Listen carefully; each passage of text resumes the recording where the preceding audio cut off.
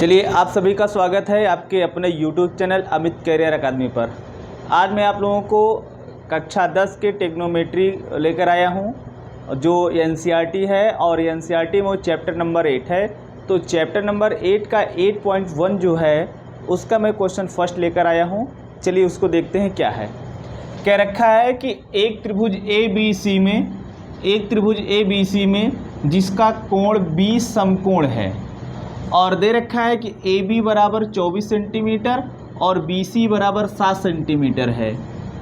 तो निम्नलिखित के मान ज्ञात कीजिए। तो निम्नलिखित के मान ज्ञात करने के लिए मुझे पहले क्वेश्चन में दे रखा है कि साइन A कॉस C, दूसरे में दे रखा है साइन C कॉस C। तो जैसे इस प्रकार के कभी क्वेश्चन आए तो मेरा पहला काम होगा एक त्रिभुज बनाना। तो हम एक त्रिभुज बना लिए। ठीक, कह रखा है कि त्रिभुज ABC है और B समकोण है। तो चलो मैं बना देता हूँ ABC और B क्या है, समकोण है। ठीक, B क्या है, समकोण है। तो आपको पता होगा कि अगर ये B समकोण है तो इसके ठीक सामने वाली भुजा क्या होगी, कर्ण होगी। क्या होगी, कर्ण होगी। और इन दोनों में से एक लंब होगा, एक आधार होगा। यह निर्भर करता है कि कोण हम कहाँ से ले रहे हैं। अगर हम कोण A ले रहे हैं तो इसके ठीक सामने वाली भुजा ये लंब होगी, तब ये वाली भुजा क्या होगी, आधार होगी। अगर हम कोण C ले रहे हैं तो कोण C के सामने वाली भुजा लंब होगी, ये आधार होगी। और मुझे क्या बोला है, एक बार A एक बार C करके बोला है। तो हम क्या करेंगे, सबसे पहले यहाँ से सारी वैल्यू को हम निकालेंगे। कह रखा है कि AB बराबर 24 सेंटीमीटर, तो AB को मैंने 24 रख दिया। BC 7 दिया है तो BC 7 दे दिया, मैंने लिख दिया।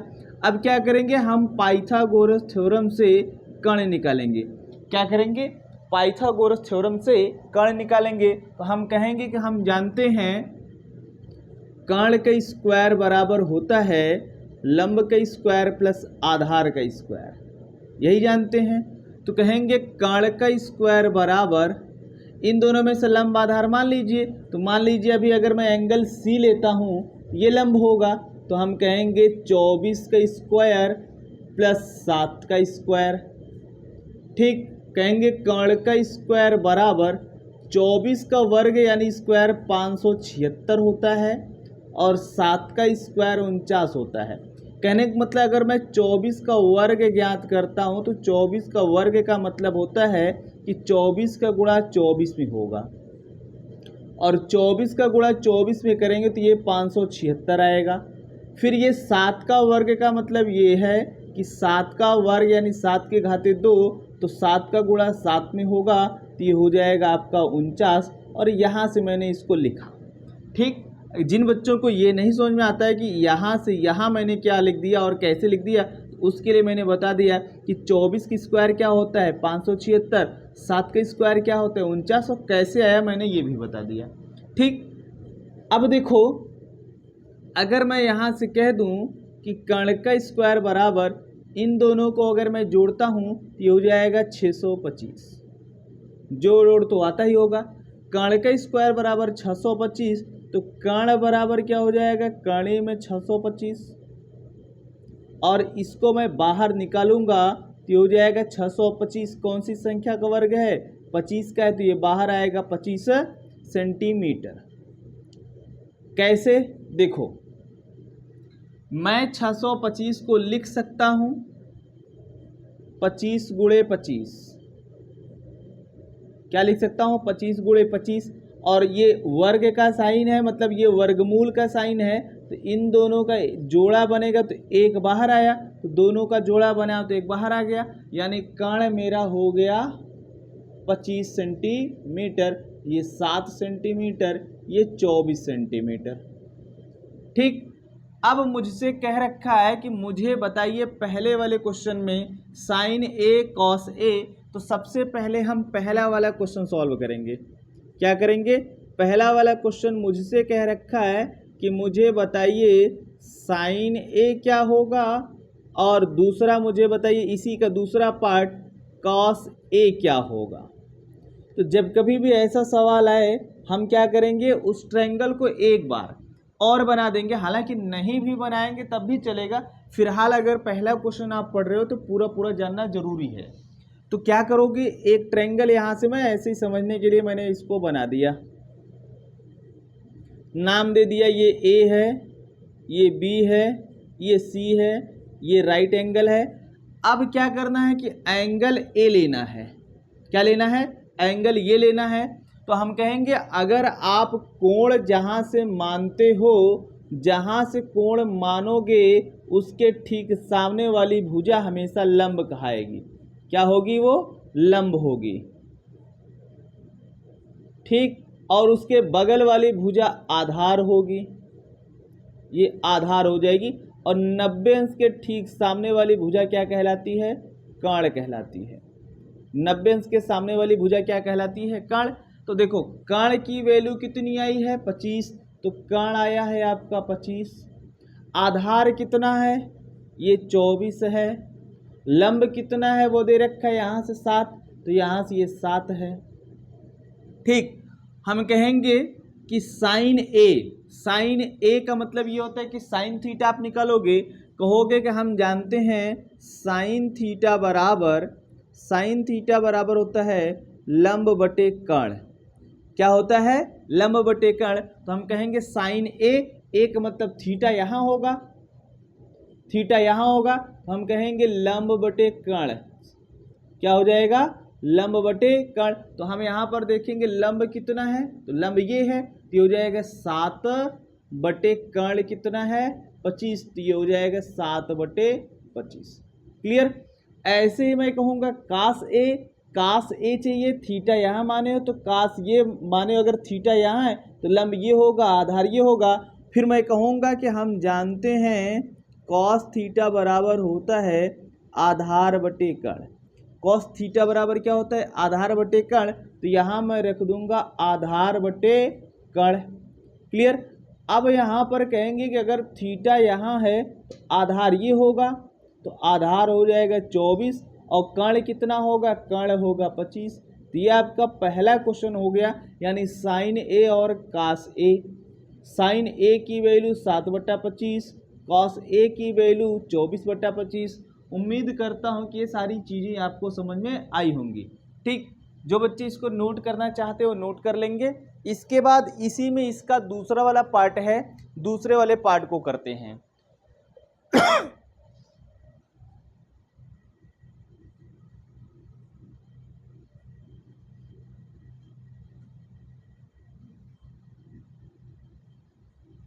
दूसरा वाला पार्ट ये है कि मुझे चाहिए साइन सी कॉस सी।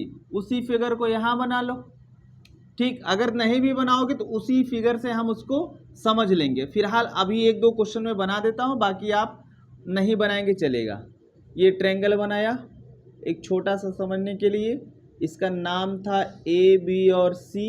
ये आपका 24 था, ये आपका 7 था, ये 25 था और यहाँ पर ये परपेंडिकुलर है। अब फिर मैं आपको बता दूं, मुझे तो चाहिए क्या, साइन सी और चाहिए कॉस सी।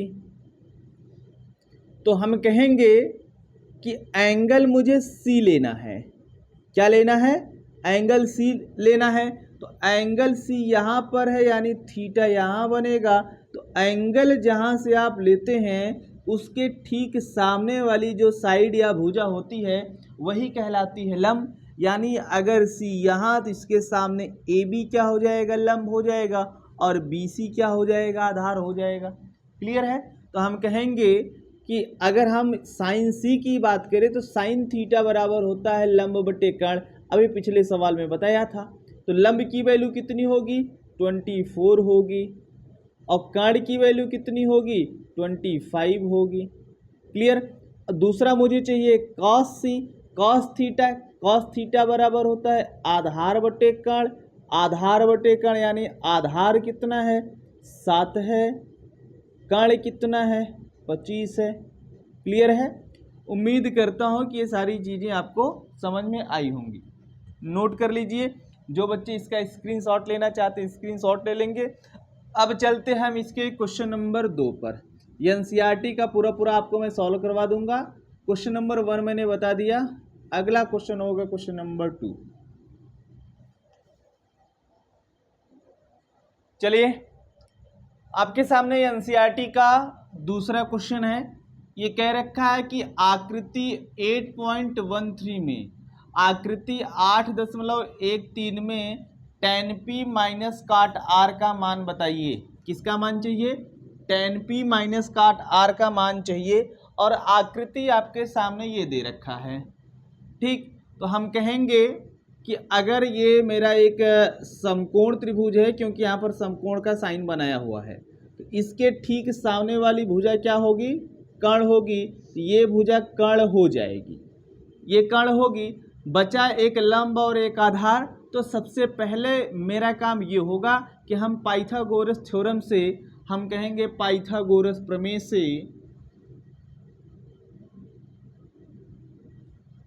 पाइथागोरस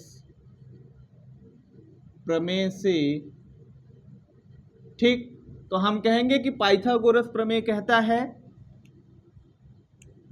ये कहता है कि कर्ण का स्क्वायर बराबर लंब का स्क्वायर प्लस आधार का स्क्वायर। अब ये लंब आधार कुछ मुझे पता नहीं है, तो किसी एक को मान लीजिए, ये कंफर्म है कि ये कर्ण होगा। या मैं दूसरी भाषा में ये भी कह सकता हूँ कि पी आर का whole square plus P Q का, sorry, equal to P Q का whole square plus Q R का होल स्क्वायर। हम इसको ऐसे भी कह सकते हैं। तो हम कहेंगे पी आर की वैल्यू कितना दे रखा है? 13, यानी ये 13 का स्क्वायर हो जाएगा, इक्वल टू पी क्यू की वैल्यू कितनी है? तो पी क्यू की वैल्यू 12 है। और क्यू आर की वैल्यू मुझे पता नहीं है, हम पहले इसी को निकालेंगे। हम कहेंगे कि अगर हम पाइथागोरस थ्योरम लगा रहे हैं तो इस तरीके से मैंने वैल्यू रख दिया। यहाँ पर 13 का स्क्वायर होगा 169। जिसको नहीं पता होगा वो कहेगा कि 13 का स्क्वायर का मतलब होगा 13 इंटू 13 इक्वल टू 169। मल्टीप्लाई करना तो आता ही होगा। दूसरा है 12 का स्क्वायर। 12 का स्क्वायर होता है 144।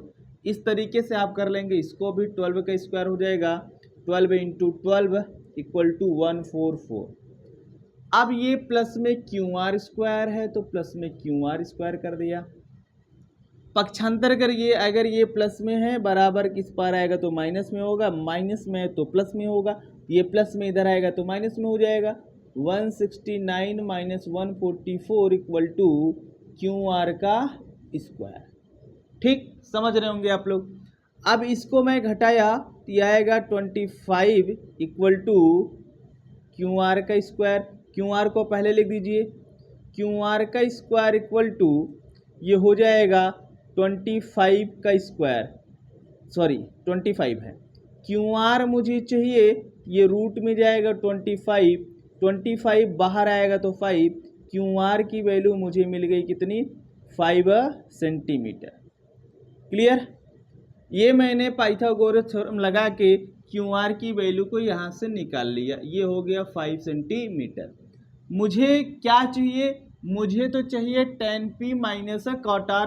तो हम कहेंगे कि ये जो मुझे चाहिए tan p minus cot r, इसकी वैल्यू मुझे चाहिए। तो आप लोग यहाँ बराबर करके लिखना, मैं यहाँ लिखता हूँ। ठीक है, मैंने बोला था कि अगर आप जहाँ से एंगल लेते हैं उसके ठीक सामने वाली भुजा या साइड क्या होगी? परपेंडिकुलर, अर्थात लंब होगी। अगर आप यहाँ ले रहे हो एंगल, क्योंकि आपको चाहिए tan p, अगर आप एंगल यहाँ ले रहे हो तो इसके ठीक सामने वाली भुजा क्या होगी? परपेंडिकुलर, अर्थात लंब होगी। क्या होगी? लंब। और ये वाली भुजा क्या होगी? आधार होगी। कर्ण में कोई परिवर्तन नहीं होगा। लेकिन जैसे ही आप यहाँ r को लोगे, यहाँ पर थीटा आप मानोगे, तो थीटा यहाँ होगा, इसके सामने वाली भुजा ये लंब हो जाएगी, ये आधार हो जाएगी। साथ ही साथ हम ये भी लिख देंगे कि tan थीटा बराबर cot थीटा बराबर क्या होता है। तो यहाँ साइड में मैं लिख देता हूँ। हम कहेंगे, यहाँ साइड में मैं लिख देता हूँ tan थीटा बराबर होता है लंब बटे आधार। यहाँ पर ठीक नहीं लगेगा, कहीं साइड में लिखते हैं, ठीक इसी को लिख देते हैं।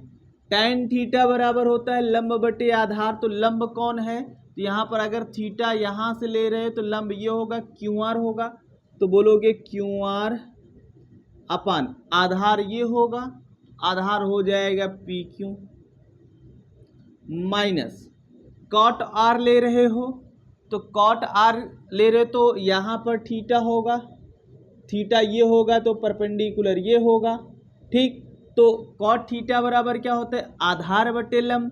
तो आधार ये होगा, अगर थीटा यहाँ है आधार ये होगा, लंब ये होगा, तो आधार यानी QR बटे PQ, QR बटे PQ। दोनों की वैल्यू रख दीजिए। QR की वैल्यू कितनी है 5, ये हो जाएगा 5 अपान PQ की वैल्यू कितना है 12 माइनस QR की वैल्यू 5 PQ की वैल्यू 12, ये इससे कैंसिल आउट हो जाएगा तो कितना बचेगा 0। तो हम कहेंगे tan P minus cot R equal to 0। अच्छा एक चीज़ आप और ये भी जान लीजिए, हम चाहते तो इसको यहाँ पर QR अपान PQ सेम दिख रहा है तो यहाँ से भी काट के 0 ला सकते थे, लेकिन अगर ये वैल्यू दिया है तो आप वैल्यू रख के करेंगे तो कोई दिक्कत नहीं होगी, ठीक है। ये क्वेश्चन भी आपका क्वेश्चन नंबर 2 भी हो गया। आराम से मैं आपको बता रहा हूँ, आप आराम से लिखिएगा, नोट करिएगा, समझिएगा। जहाँ नहीं समझ में आएगा क्लास को पॉज करके देख लीजिएगा, ठीक। अब चलते हैं अगले क्वेश्चन पर, क्वेश्चन नंबर 3 पर। चलिए आपके सामने क्वेश्चन नंबर 3 है, तीसरा क्वेश्चन है। ये क्या बोला है, ये कह रखा है कि यदि साइन A बराबर 3/4 हो तो कास A और tan A का मान परिकलित कीजिए। तो अब मान लीजिए कि आपके पास कोई एक ट्रायंगल है, एक आपके पास समकोण त्रिभुज है, ठीक। यहाँ से मैंने मान लिया कि ये समकोण त्रिभुज है, ये है A, यहाँ से लिखते हैं, ये है A, ये है B, ये है C और ये समकोण है B पर। हम कहेंगे माना एक समकोण त्रिभुज ABC, माना एक समकोण त्रिभुज ABC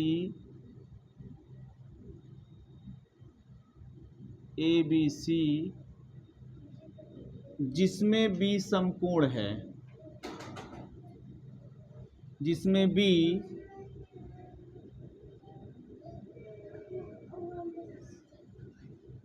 B समकोण है, ठीक। अब हम कहेंगे कि अगर ये B समकोण है यहाँ पर, तो इसके ठीक सामने वाली भुजा क्या होगी, कर्ण होगी। क्या होगी, कर्ण होगी। और A दिया है तो थीटा मान लेना यहाँ पर है, यहाँ मान लेना थीटा यहाँ पर है, ठीक। अब हम कहेंगे कि अगर ये थीटा यहाँ पर है तो ये वाली साइड क्या होगी, ये हो जाएगी लंब, ये हो जाएगी आधार, ठीक। तो अब हम कहेंगे कि मुझे दिया है, कहेंगे दिया है, क्या दिया है, साइन A बराबर 3/4। अब हम कहेंगे कि अगर ये साइन A बराबर 3/4 है तो हम ये यहाँ से मान के चलेंगे कि साइन थीटा बराबर क्या होता है। तो आपको शायद बताया गया है पिछली क्लास में, पिछला वीडियो आप देख लीजिएगा, उसमें पूरा आपको बताया गया है। ये आप लिखते हैं कि लाल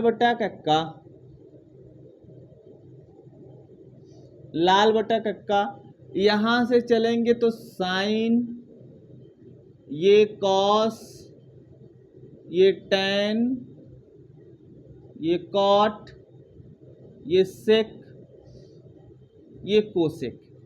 तो हम कहेंगे साइन थीटा बराबर, तो आप कहोगे लंब बटे कर्ण, कॉस थीटा बराबर तो आधार बटे कर्ण, टैन थीटा बराबर तो लंब बटे आधार, कॉट थीटा बराबर तो आधार बटे लंब, सेक थीटा बराबर तो कर्ण बटे आधार, कोसेक थीटा बराबर तो कर्ण बटे लंब।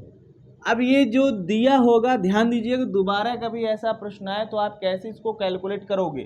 कहोगे ये जो दिया है यही वाला अनुपात लगाना, साइन दिया है तो आप कहेंगे साइन थीटा बराबर क्या होता है, तो लंब बटे कर्ण, तो हम कहेंगे ये हो जाएगा लंब बटे कर्ण। क्या हो जाएगा, लंब बटे कर्ण। यहीं से आप तुलना कर दीजिएगा कि मान लेना कि लंब का मान 3 है और कर्ण का मान 4 है, तो लंब का मान 3 है और कर्ण का मान 4 है, ये आप मान के चलिए। ठीक है, अब यहाँ पर आपको पता चल गया कि लंब 3 है कर्ण 4 है, तो आप आधार निकालिए। आधार कैसे निकलेगा, तो कहेंगे पाइथागोरस प्रमेय से। यहाँ लिखेंगे पाइथागोरस प्रमेय से, पाइथागोरस प्रमेय से। ठीक, अब आप जानते हैं पाइथागोरस प्रमेय क्या होता है, कर्ण का स्क्वायर बराबर लंब का स्क्वायर प्लस आधार का स्क्वायर। तो कर्ण कितना है 4, तो बोलेंगे 4 का स्क्वायर, लंब कितना है 3, 3 का स्क्वायर, आधार का स्क्वायर पता नहीं है, 4 का स्क्वायर 16, 3 का स्क्वायर 9 प्लस आधार का स्क्वायर, ये इधर आएगा तो माइनस हो जाएगा।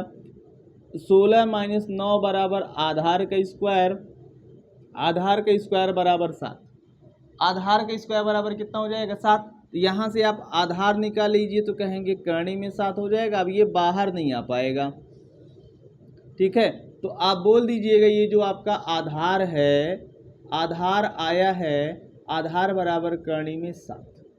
कितना आया है, कर्णी में 7। अब हम कहेंगे मुझसे पूछा क्या है, मुझसे पूछा है cos A और tan A। अब यहाँ पर कहोगे सिंस हम जानते हैं cos A यानी cos थीटा, आप कहोगे cos थीटा बराबर क्या होता है, cos थीटा बराबर होता है आधार बटे लंब।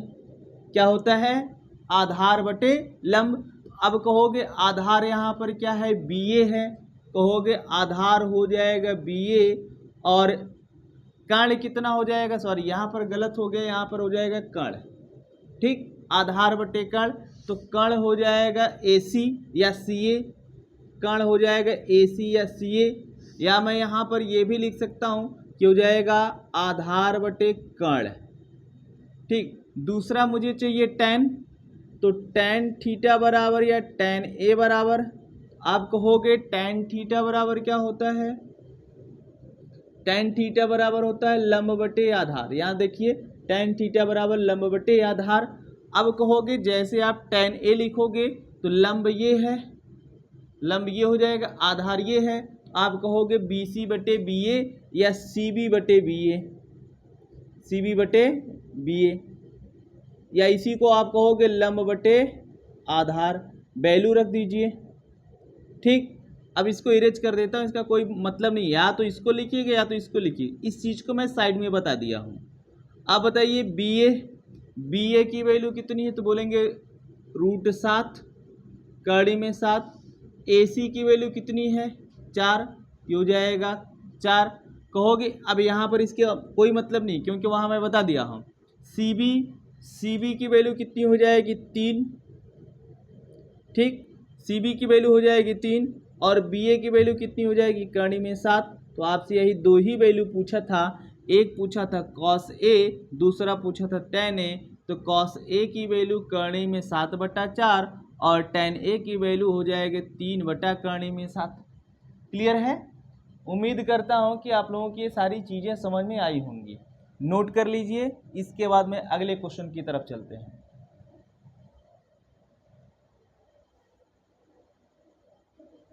चलिए चलते हैं क्वेश्चन नंबर 4 की तरफ। ये कह रखा है कि यदि 15 cot A बराबर 8 हो तो sin A और sec A का मान ज्ञात कीजिए। जब कभी भी ऐसा सवाल आए तो मैंने बताया हुआ है कि सबसे पहले आप एक ट्रायंगल बना देना, आप एक समकोण त्रिभुज बना देना। क्या बनाओगे? एक समकोण त्रिभुज बनाओगे। तो यहाँ पर बना दो या लिख भी दो, माना एक समकोण त्रिभुज ABC, यहाँ पर हल आपका रहेगा। कहोगे कि माना एक समकोण त्रिभुज, एक समकोण त्रिभुज ABC जिसमें B समकोण है, जिसमें B क्या है, समकोण है। फिगर बना दो। आप ऐसे एक फिगर बनाओगे, ठीक। ये A B और C एक समकोण त्रिभुज है, B समकोण पर है। किस पर है? B समकोण पर है। अब यहां पर कहोगे कि दिया है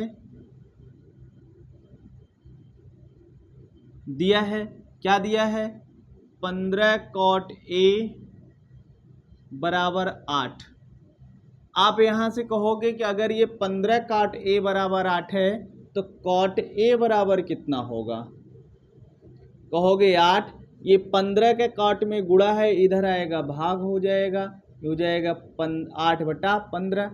अब कहोगे कि cot A बराबर 8/15 हो गया। आप वो फार्मूला लगा दीजिए लाल बटा कक्का वाला कि कौन क्या होगा। तो यहीं से एक बार मैं आपको फिर बता देता हूं कि लाल बटा कक्का ये हो जाएगा आपका यहां से sine cos tan cot sec cosec. तो क्या है, ये कॉट ए है, तो कहोगे कॉट ए बराबर क्या होगा, तो कॉट यहां पर है, कॉट ए बराबर होगा आधार बटे लंब। क्या होगा?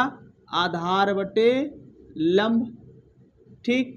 अगर ये थीटा आप यहां मानते हो इस त्रिभुज में, तो थीटा जहां मानते हो, कई बार बता रहा हूं कि जहां से आप कोण मानोगे उसके ठीक सामने वाली भुजा क्या कहलाती है, लंब।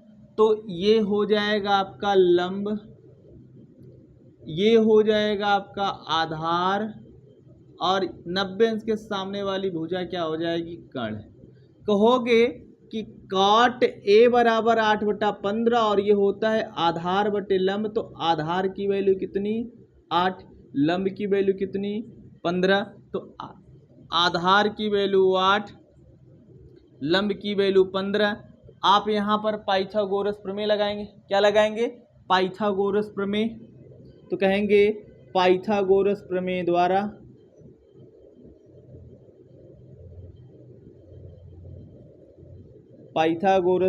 द्वारा ठीक, क्या जानते हो, कर्ण का स्क्वायर बराबर लंब का स्क्वायर प्लस आधार का स्क्वायर।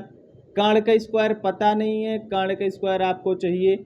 लंब कितना है, तो लंब हो जाएगा 15, कहोगे 15 का स्क्वायर, आधार हो जाएगा 8, 8 का स्क्वायर, कहोगे कर्ण का स्क्वायर बराबर 15 का स्क्वायर 225, 8 का स्क्वायर 64। दोनों को आप जोड़ोगे तो ये हो जाएगा आपका कितना, 289। कितना हो जाएगा, 289। तो आप केवल कर्ण निकालोगे तो 289 17 की स्क्वायर है, तो कर्ण हो जाएगा आपका कितना, 17। तो कर्ण की वैल्यू कितनी आएगी, 17 आ जाएगी। कर्ण हो गया 17। अब आपको चाहिए क्या, क्या चाहिए, साइन ए और सेक ए। तो कहोगे अतः साइन ए बराबर और सेक ए बराबर, ठीक। हम कहेंगे साइन ए यानी साइन थीटा, तो साइन थीटा बराबर क्या होता है, लंब बटे कर्ण।